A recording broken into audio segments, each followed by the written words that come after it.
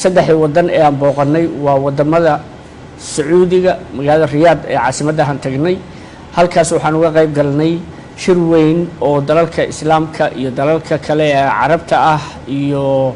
dawladda Mareykanku ay ku kulmeen oo heer madaxeed ahaa heer madaxweyne iyo boqor halkaas ayaan uga qayb galnay shirkaas oo ahaa shir muhiim ah oo dalalka caalamka ee muslimku ay isugu yimaadeen madaxweynaha Mareykankuna uu joogay boqorka Sacuudiguna uu joogay labadoodu ay ka ahaayeen garwadeen boqorada iyo madaxweynayaasha islaamkuna ay joogeen waxaa looga wada hadlay arrimo badan oo islaamka khuseeya iyo caalamka maanta la joogo shirkaasna madaxweynuhu wuxuu helay oo fursad u helay inuu si gooni ah u arko waqtiyo kooban si aan rasmi ahayn u arko madax badan oo adduunka ah oo isugu jira madaxweynayaal boqorro uu ka mid yahay boqorka Sacuudigu in uu la kulmo wasiirro arrimo dibadeed dad badan ay halka isku arkeen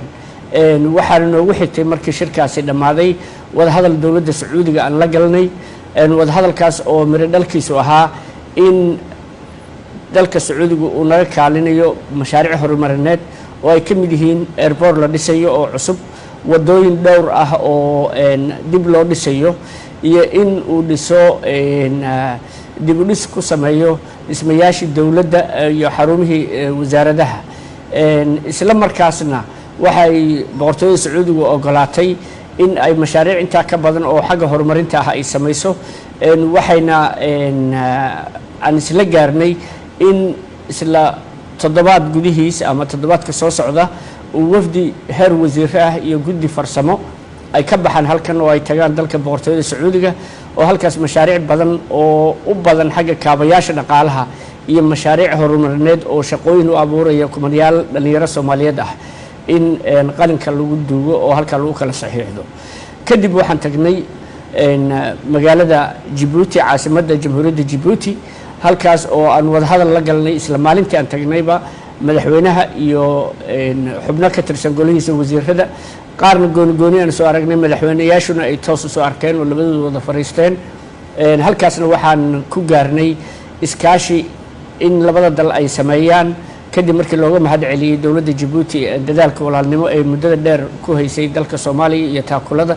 waxa lagu heshiiyay in labada dal iska kaashadaan xagga amniga badaha inay iska kaashadaan xagga tababarka ciidamada in labada dal ay sii wadaan iskaashigoodii isla markaasna si gooni waxa loogu xil saaray labada wasiir arrimo dibadeed inay goordhow is arkaan oo ay mashaariic hor leh isla meel dhigaan kadibna waxaan ka qayb galnay furitaanka dekadda Dooraale oo ah dekadda afraad ee magaalada Djibouti loo sameeyay halkaas oo mashruuc weyn oo qiimo leh lagu hirgeliyay waxaa xusid mudan in dekadaas dhagax dhigeedii ay wada dhagax dhigeen madaxweynaha jamhuuriyadda Djibouti iyo ra'iisul wasaaraheennii hore Saacid Shirdoon maantana ay furitaankeedu wadajir u fureen madaxweynaha jamhuuriyadda Djibouti iyo madaxweynaha jamhuuriyaddeena federaalka ah ee madaxweyne Farmaajo intaas kadib waxaan u baxnay hal habeen kaliya markaan ku haynay Djibouti waxaan tagnay dalka Qatar magaalada Doha halkaas oo aan wada hadal ku galnay mas'uuliyiinta Doha oo amiirka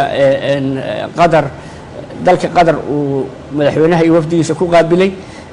wada hadal aan yeelanay oo boqorka la yeelanay iyo wasiirada kala duwan ee dawladana waxa la isku afgartay in dawladda Qatar ay kabto miisaaniyadda dawladda federaalka Soomaaliya iyo in ay naga caawiso dhinacyada waxbarashada iyo caafimaadka iyo mashaariic kale oo dhowr ah marka safarkan markii la isu geeyo